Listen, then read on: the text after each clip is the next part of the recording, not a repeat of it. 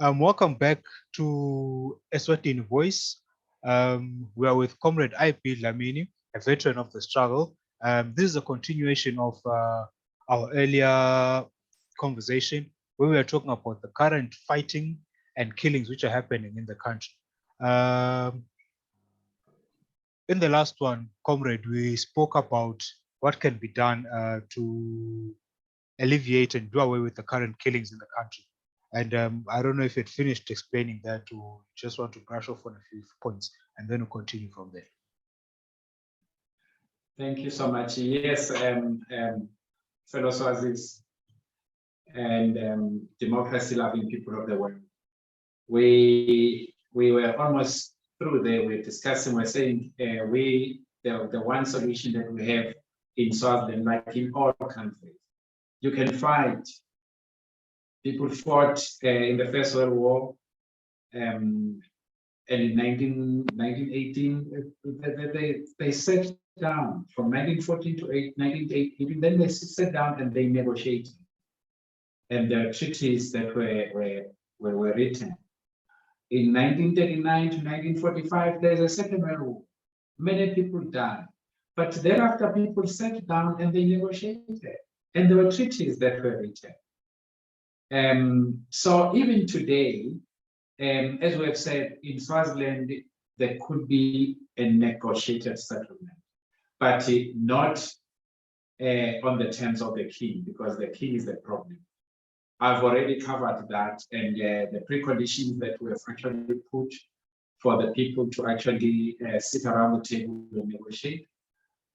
So we have already put that, and we have put it across to our people, because that's what our people they deserve. So I think we have actually said no, it shall never be on the terms of the monarchy. Nobody's going to go to Ismail in the cattle pie, because we have said that is not a democratic institution. So yeah, I think we've actually covered that one. Okay, thank you very much, Comrade. I hear you. You say we can negotiate, we can sit down, have negotiations, probably sign treaties and stuff like that. My question is, can the country recover from the current killings? Because since Swaziland being such a small country, I'm sure if you have to go 2 or 3 generations into everyone's family, you find that some way, somehow, we're all related. But can we actually recover from the killings which have been taking place? Because I have a feeling that this has opened up a habit of normalizing killing, that killing will just become a norm in the country, that even if once we attain democracy and we move on into the future, but then the spirit of killing will be within the people and it will just continue taking place. Do you think the country will recover from this? It is a very these concerns are valid. These concerns are valid. They are valid, and we're all concerned in the forefront of the. We're in the forefront of this. We are concerned about that. We are concerned about the scars, because the scars are so deep. We're talking about physical scars, but we're talking about emotional scars. We look at the people in West Africa, in Liberia, the people who were chopped limbs, and they were. It becomes a big problem. We look at what happened in Rwanda, where 1 million people died in about 100 days. We look at Mozambique. We look at what was happening with the landmines all over Mozambique, just across the country, across Swaziland.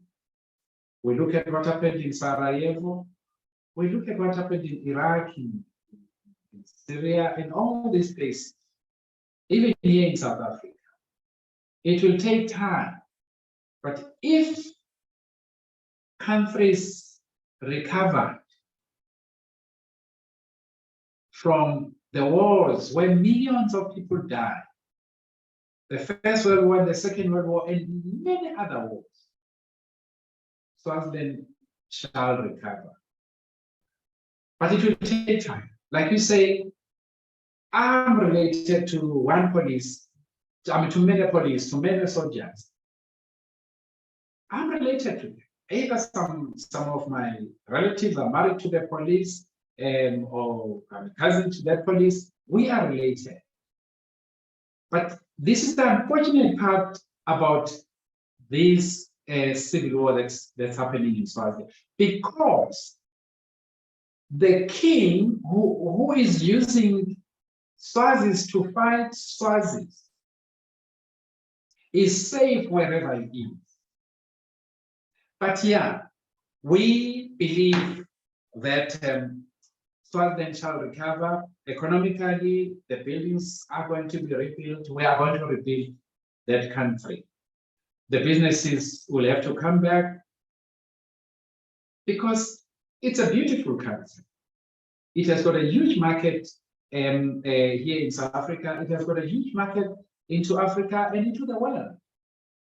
If Singapore, which was an unknown country, is what it is today, because of strong leadership, Swaziland will be strong. If I look at Rwanda, Rwanda has come out of the ashes, but today Rwanda, in terms of economic development, it is far ahead than a lot of countries in Africa that never went to war. But we know that things could be very, very bad. Things can actually go the way of Somalia, where you could have a failed state. But we truly believe that without a king, if Swazis come together and they put in place laws that will make sure that never again shall we have a leader who is like him in Swaziland.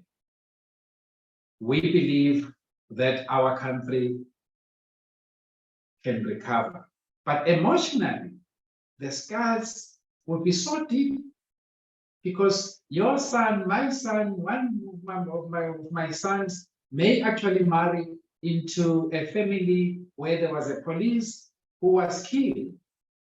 And I'll be sitting there negotiating, and they will be saying, if this man was not fighting for democracy, our father would have been alive. And it is happening vice versa.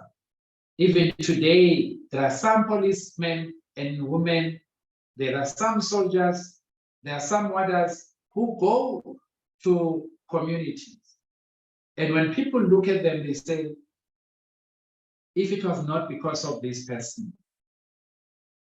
my child would be alive. So yes, we will rebuild, but when we rebuild, there must be some checks and balances through the three spheres of government. So Parliament must be independent from the judiciary must be independent from the executive must be independent from Parliament. We're not going to have one person, like what is happening now, controlling the three arms of government, controlling the army, controlling the police, controlling the correctional services, controlling the economy, controlling everything. That is a source of problems. So in a new Swaziland, as we rebuild, we will make sure that we will put in place structures in place that will make sure that even if we can have a new leader who may then have the propensity of messing up the country, the structures will be so strong and so solid that he will find it very, very difficult to do that. And not the situation now where the king says he is in charge of everything. We truly believe Swaziland can survive this, and Swaziland shall be rebuilt. God willing, we will rebuild Swaziland. Yeah, we really hope so, comrade. We really hope so, because this is a very dire situation the country's in now. But that's the country. What about the monarchy itself? After all that has happened, after all the king has done, and all the chaos and killings and suffering is brought onto the people, can the monarchy survive after all of this? Do you think the people of Swaziland would still want a monarch, would still want the king? Probably like in England or in Lesotho, where you have what do they call the ceremonial monarchy, where they don't interfere in the politics, but they're just there. Or probably the Swazis are just fed up. They don't want anything to do with the monarchy. They want no monarchy in the country. They can just live as a normal family and not be recognized in the country. I will not speak on behalf of the Swazi people. I don't know what is going in their minds, but if what we hear on what we read on social media and what we hear the cries of the old people, what we see on communities where all people are joining the pro-democracy force. When what we hear about Swazis who are in the diaspora, either in South Africa or overseas, what we hear about some of the people who were yesterday, they were staunch supporters, they were staunch supporters of the royal family. What we hear from them is they've had enough of the royal family and the monarchy. I, for one, I wish the monarchy does not survive. I wish in the post in a democratic Swaziland, we don't have a monarchy. Swaziland, I believe Swaziland is better off without it. Because what is it? What good does the Swazi, let me talk about the Swazi monarch. What good does the Swazi monarch do to the people of Swazi? I mean, you are talking about a group of people who are maybe, when you look at this, the king now, the mother, you look at 15 wives, maybe 60 children, then you look at the in-laws of the king, you look at the king's brothers and sisters and their children, and the hangers on, the enablers, team donors, nation council, all those people. What is it what value are they adding to the Swazi? Because they don't work, but they live such affluent lives. They own the top of the range cars, they own aeroplanes, they send their children to overseas schools, even if they fail, they stay there, and they have got all these perks like soldiers and police guarding them, because in everything, dear Swazis, in every organization, somebody must bring something to the table.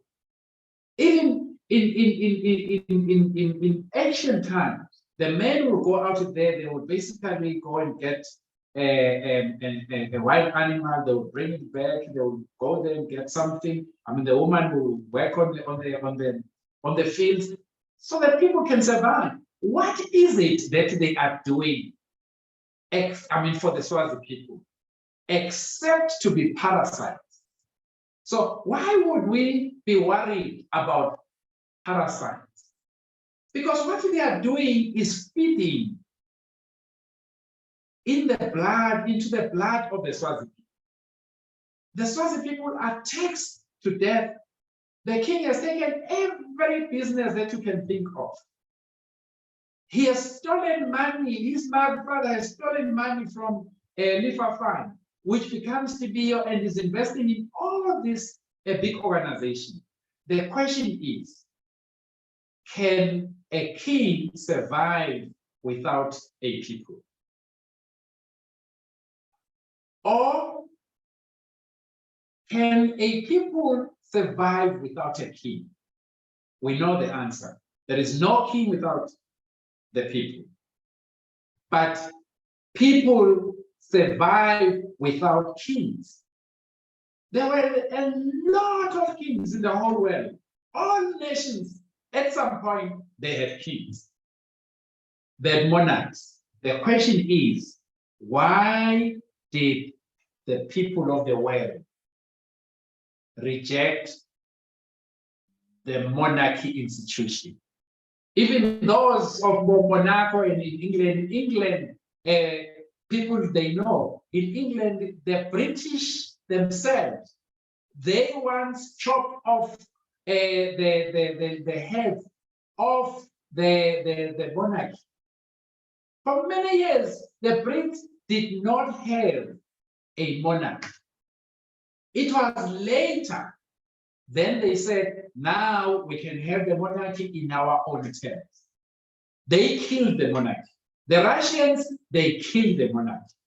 The Tsar, they killed with his children and everything. The Americans, they left England because they were so tired of the monarchy. Why did the nations of the world, including Israel, denounce the royal family or the monarch? It is because the people of the world were tired of feeding parasites. So yes, personally, I don't think we need a monarchy in Swaziland. People need to govern themselves. The fact that they say this is the last absolute monarch, if King Mswati III and his family understood the meaning of last, what does last mean? It just means last. This is the last absolute monarch, and it shall go. People say, no, they are good for as a cultural heritage. But what is cultural heritage? It is the way we live. Does it mean those countries that don't have kings, they don't have culture? Does it mean that the Scots, they don't practice their culture? What is culture? It is the way we eat, the way we dress, the way we dance, the way we do intermarriages, the way we mourn the people, our beloved ones, when they die. That is what culture is. Do I need a king? When my daughter is getting married just now on the 10th of December, do I need a king? No, I don't need a king. I just go there because I know the Swazi culture and it has been passed from generation to generation. When I lost my father and I mourned his death, did I need a king or a chief? No. When I wear traditional attire, do I need a king? No. So this whole thing that the king is without a king, there is no culture, it is not true. So yes, we don't need a king. And if the Swazi people say they want a king, they may have to state why. Do they need a parasitic organization, institution like that one? But if they say they want it, who am I to say they should not have it? Maybe they will do like the English did. They will bring it back with their own terms and conditions. I don't know. But the truth of the matter is, a people can survive without a king, but a king will never survive without a people, because a king is a king because of the people. And the people now are joining you people of the world to say enough is enough. The people of Swaziland want to govern themselves, and they are not asking for too much, because that is what you people of the world, that is the life that you are living. You choose your own government. If they don't do well, you change them. Nobody kills you when you change them. We can go to the next one. Okay, thank you very much, comrade. Just to finish off, you've spoken about negotiations and everything. What measures have been put in place? Probably you've touched a bit on this last question, but what measures have been put in place? I see that there's the PPA and all the democratic parties. What measures do they have in place? Because there is a possibility that the king might run away and just leave the country like that. So in case of that, or in case he dies, you never know what may happen. What measures have been put in place with the current structures and the current political parties, the current structures which are there? What measures have been put in place to have a smooth transition into the democratic Swaziland? If probably you know of any, or what structures are there right now to try and help a smooth transition into the democratic Swaziland? Yeah, I would be lying here if I say what will obtain in the next few weeks, few months, or few years, or 5 years, or 10 years, as the conflict rages on. But I just wish it doesn't rage on for far too long, because if that happens, the infrastructure is suffering, and the people are dying as they are dying on both sides. And it is very unfortunate that that thing happens, particularly as I said earlier on. It is just ordinary people, whether they are police, soldiers, or others. These are ordinary people. They are just as victims of this vicious society, just like we are all victims of it. Our prayers is, and we are having discussions with a lot of players. We believe that the MSF, the PPA, Lubumbano, Maswati, the underground forces, the Triple S, the Solidarity, International Solidarity Forces, because whether people like it or not, we are where we are now because of the work that the underground forces are doing. Those men and women, they risk their lives so that the people of Southern could live. There will be no negotiations of whatsoever without the Southern International Solidarity Force. There shall be no negotiations of whatsoever without Sikali Sengululwe Maswati, which is the Triple S, and other underground forces. So we need to start talking.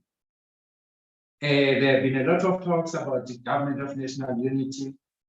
Most probably, there should be more discussions around that. I am happy that in the organization that I convened and I chair, which is Lubumbano Legululeko in Maswati, we have got a commission that is working around the clock and that is looking at the issue of government of national unity.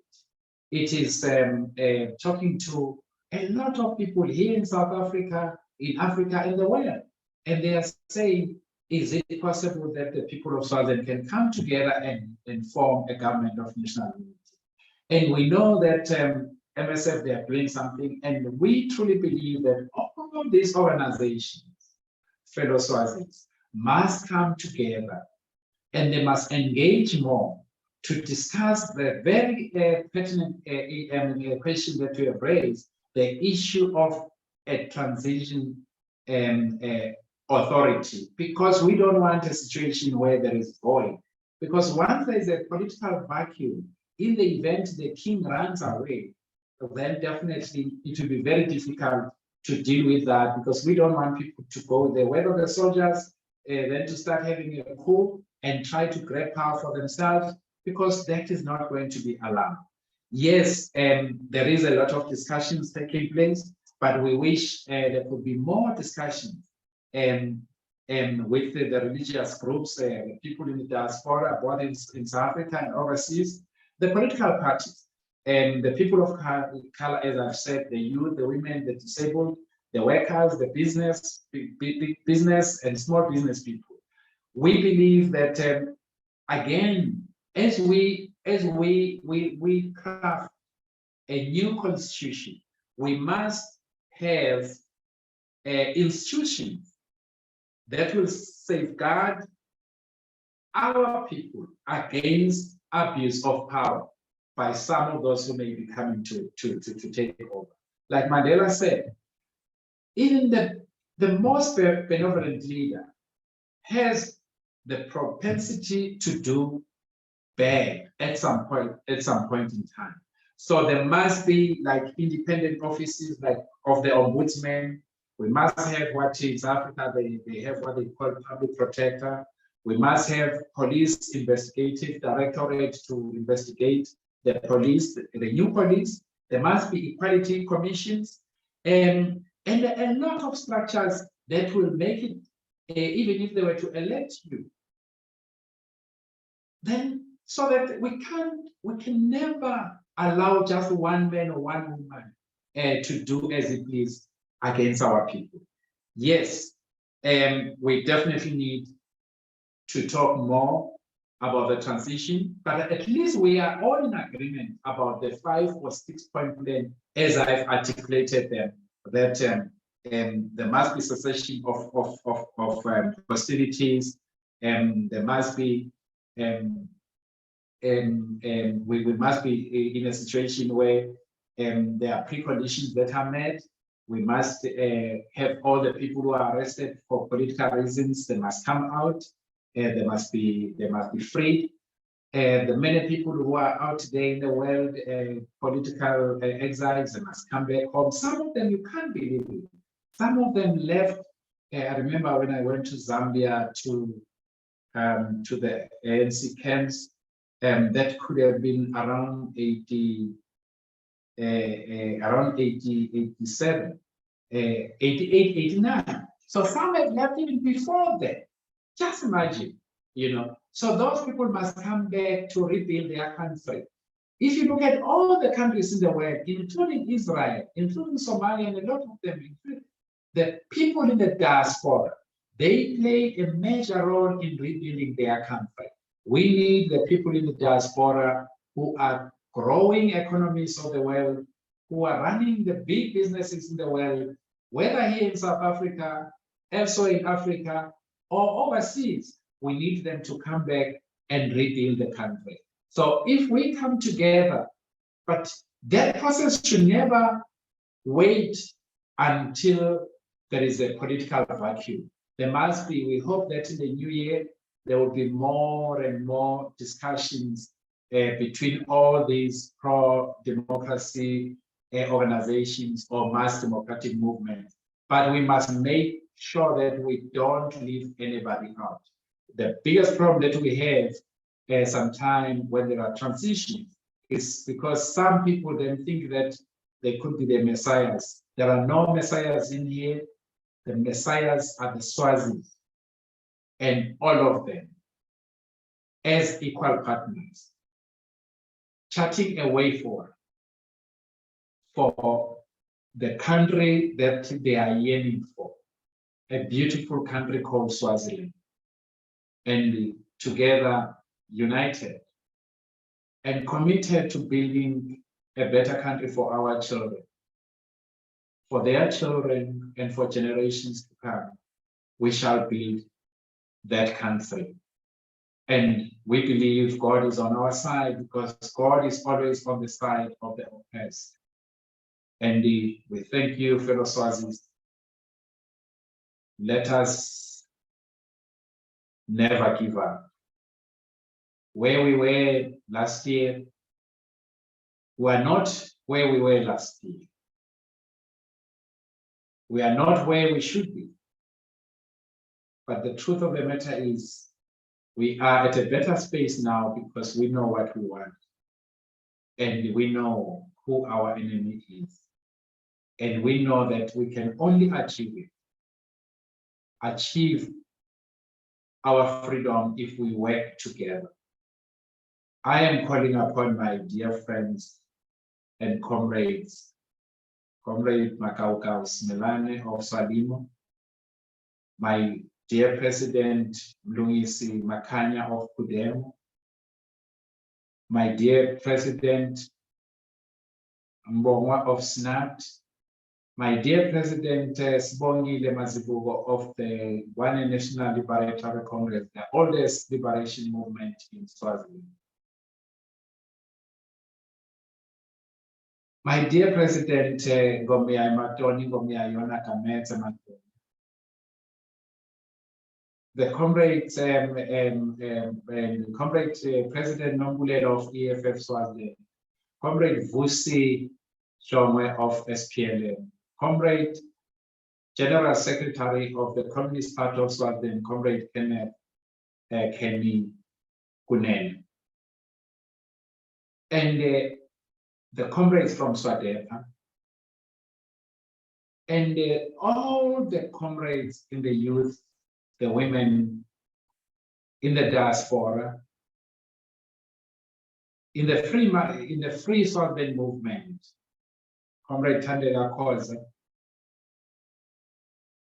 and Comrade Miguel Nunes. I am just calling them by name because the future of Swaziland lies in their hands. But I am appealing to all of us, including my own organization, the United Swaziland Diaspora, and Lubumbano, Lwengululeko eMaswana, and the leaders of the underground force, that we can do it as long as we are united and we are committed to the cause. Because our cause is just, and our cause is very beautiful. We love our people, my brothers and sisters, leaders, and all those that I have not mentioned. Let us rebuild this country. God bless Swaziland. God bless Emaswati Agiti. Thank you so much. Comrade IB, it's always an honor having you on our channel. Maswat Lamahle to the rest of the world. Please don't forget, hit the subscribe button on Eswatini Voice as we will continue having more conversations with Comrade IB and keeping you updated with what's happening in the country. We have daily posts, videos of news, of current affairs, everything that is taking place and happening in the country. So please hit the subscribe button and the bell notification so you're notified of any new updates.